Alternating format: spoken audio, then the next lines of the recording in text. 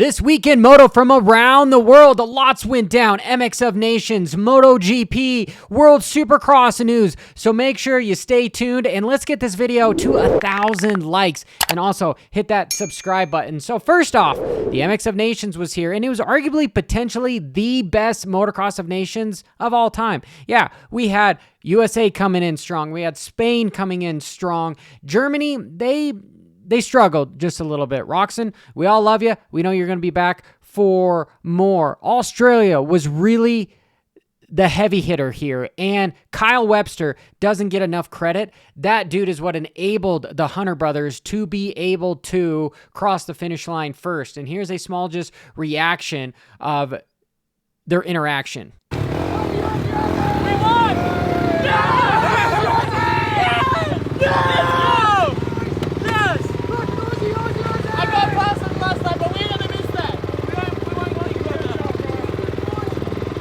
How cool. How freaking cool. But there's also some drama going on because Kyle Wolf, he basically calls out Deegan saying, I wish Deegan was here to compete because I'm the fastest rider right now in the world. Ooh, and he's going to America to ride some Supercross, and we'll see. We'll see. We do know Husky, they're having some issues with funding. That's why their KTM hierarchy of the gas, they're switching teams and people around a little bit, and I will get into a little bit more of what's going on over in MXGP with those guys.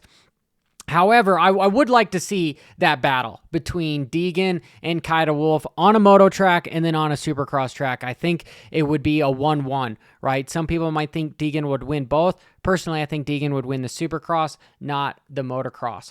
And we have news that in 2025, the Ironman National is going to hit for MX of Nations here. And I wonder if any MXGP guys will come over basically a couple months ahead of time to race August 9th. And we did see Hurlings come over here and beat everybody up a few years ago at the Ironman National, almost coming from like dead last to first. It was pretty exciting to watch. Getting ahead of ourselves, we also have the 2026 Motocross of Nations that's going to be in France.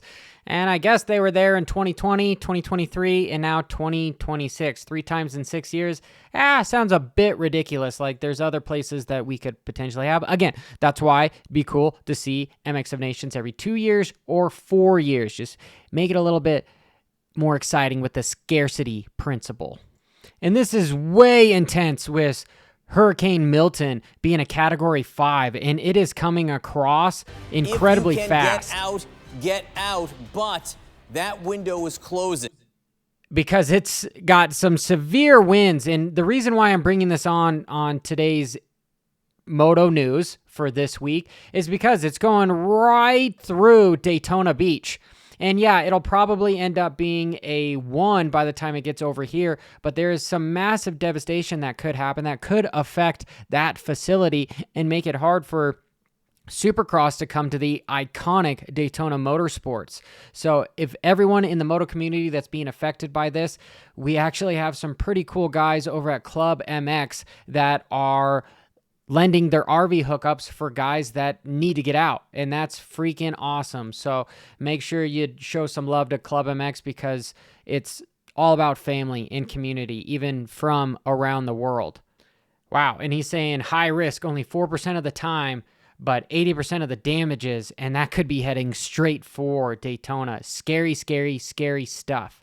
Prayers go out to everybody that is being affected. And some more exciting news, Sasha and Lucas Kunin are going to be racing for Factory KTM in 2025, which is awesome. Lucas Kunin is leaving the Husky behind and also the 250 class in his wake. He is going to be racing against Tim Geiger and Jeffrey Hurlings in the big boy class without a 250 championship, which is quite interesting, but we saw him at the MX of Nations do incredibly well against those guys, pushing gotten the likes of Hunter Lawrence out of the way and a bunch of people. That might have been Kyle Wolf, but they look pretty close because they were all the same team for a while. But I digress just a little bit. And I believe this young kid ended up having some surgery either on his collarbone or his AC joint because of how he crashed. And I haven't found out exactly what he got fixed, but he's had surgery and he's on his way to a new team in 2025. Christian Craig, who I thought was retiring, actually has a new ride with Star Yamaha, and he just got surgery done. And he says that he slid and dabbed his leg and didn't even fall. So what that is telling me is it was probably some sort of an LCL, MCL, or ACL, or meniscus tear, or it could be even, in a worst case, the cartilage that could have ripped off of his leg there. And he doesn't really say what he got fixed. He just says that he's going to be back on the bike with some PT. So best wishes to this individual, especially in 2025, because he's going to be a good mentor for the likes of the kids of Deegan and just a good addition to that team, and also tester for Cooper Webb and also Eli Tomac. So we've got more racing this year, and this looks like a lot more than 9 whoops. World Supercross at the end of the month, the 26th. It's ironically also Kona for the Ironman World Championships, if anybody wants to know that. But that's 2-wheel cycling as well, so it's kind of 2 wheels. Anyway, I digress. I will go over this in detail on the track map as we get closer, but this is a full stadium, which is going to be freaking awesome. And we've got strong heavy hitters with Ken Roxon and Tomac racing over there. Yes, there is going to be still guys like Vince Freeze, Dean Wilson, Anstey. A lot of guys are still going over there. It's going to be an epic showdown with everybody, but I do believe there's going to be more than 9 whoops. So we've got more racing coming ahead. And also there's been rumors that they're going to allow the 250s and 450s to race against each other. We'll stay tuned for more information along that, because that will just make racing a little bit more exciting if they go for a little bit more of the arena cross style, where you reset the starting grid. If you win, now your last gate pick. That would be really cool to see. So in October 26th, we've got the new World Supercross in a full stadium, which is nice there on the 26th. And there's only 4 rounds, so we got to pay attention to that. Arena Cross, Kyle Peters, he is a 5-time champion. He's coming back.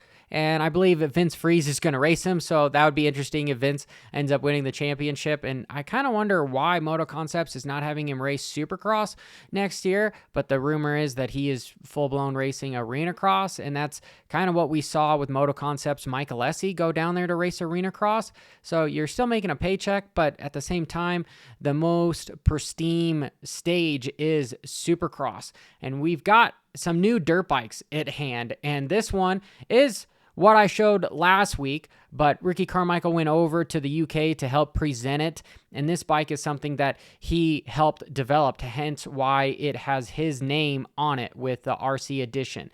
And this guy is right around $11,000, which is about $1,000 more than the 250. I haven't had a chance to ride it. I would love to ride one of these things, but it has a 1348, which makes perfect sense for a 450. That's fairly standard gearing. And this guy is the aluminum frame. It has Brembo brakes, and it looks like it has no air adjustment as far as the suspension, which is super cool. But is it going to be competitive? It's going to be better than the Suzuki, but where is it going to land up to the new Honda 2025? I highly doubt this is going to be a better motorcycle, but it'll be cool to see if Triumph decides to put a lot of contingency in, to see some more privateers trying to do this and having some more support, because we do know that they have new riders like Austin Faulkner coming over from Kawasaki, which I feel like that whole deal was pretty interesting, how he was working with Rhino in California and then moved from Cowie to, I believe, this might be over there in Florida-ish, where he is going to end up training with Triumph. Don't quote me, but he has definitely moved from California, and that whole incident going down doesn't make a whole lot of sense, because I believe his contract had a guaranteed 450 class spot for Kawasaki, and Yamaha unveils a new R6. I mean, it's not an R6. It's not meant to replace it, but it kind of is. It's an R9 and it's a superbike deal, but it is a 3-cylinder and it is a 890cc motorcycle, which is a little interesting because the rules are you have to stay between 400 to 600 cc's for a 4-cylinder, and anything twins have to be between 600 and 750. So I'm guessing the rules are if you have a 3-cylinder, well, you can almost have a 1000cc motorcycle there. And I'm sure somebody in the comments are going to quote me, but it is a 3 inline cylinder. And look at this. This guy is as much as the Works Edition Honda 450. Freaking crazy that a R9, right, basically the R6, a super bike, is the same cost as some of these motorcycles for dirt racing, for motocross.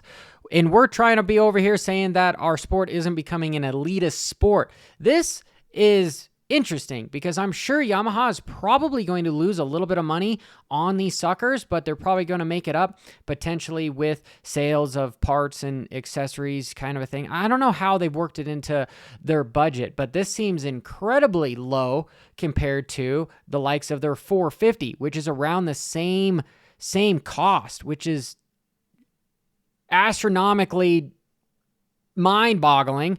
Because we all know that road racing is the elitist sport. It's hard to get involved and it's very expensive. Well, this is just proving that Moto, with inflation, is making it almost budgeting itself out of the majority of its demographic, right? To where we're only going to have guys that have polos racing dirt bikes, which I don't really want to see because in the cycling world, like I got the cycling bike down back there, it's already deemed by those guys because a Dura-Race Cervelo, whatever, is like 18 grand, which is crazy for a bicycle, right? But it's something that I have on my wish list. Anyway, moving on. Here is some interesting things with MotoGP. So this is Jack Miller saying that he was struggling with chatter, and watch the rear end of this motorcycle at the Japanese GP. Boom. Talk about rear head shake.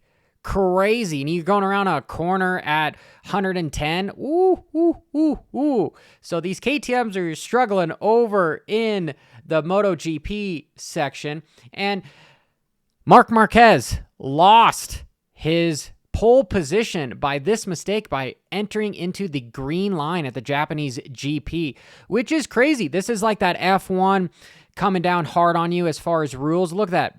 Boom, just barely touches it. Barely, briefly touches it.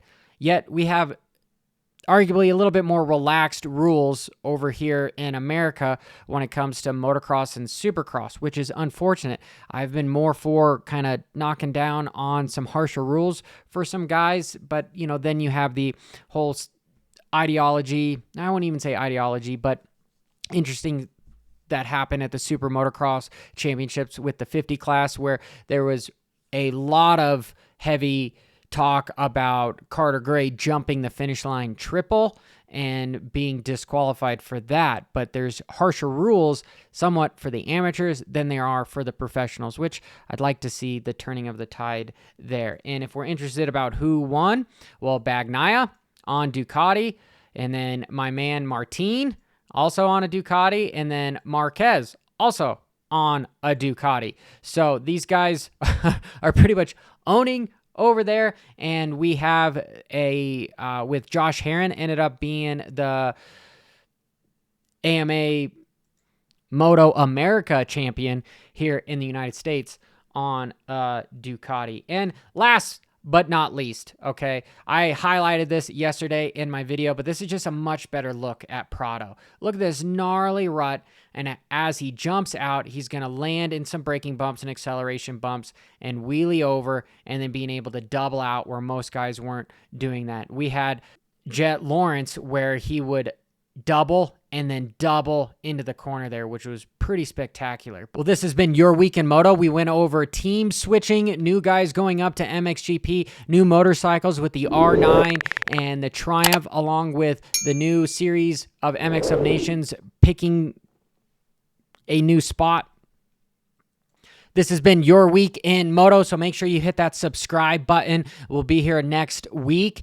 We went over the R9, the Triumph 450, injuries, guys switching teams with Lucas Kunin, and also MX of Nations going to France and America in 2025 and 2026. Till next time, keep it WFO.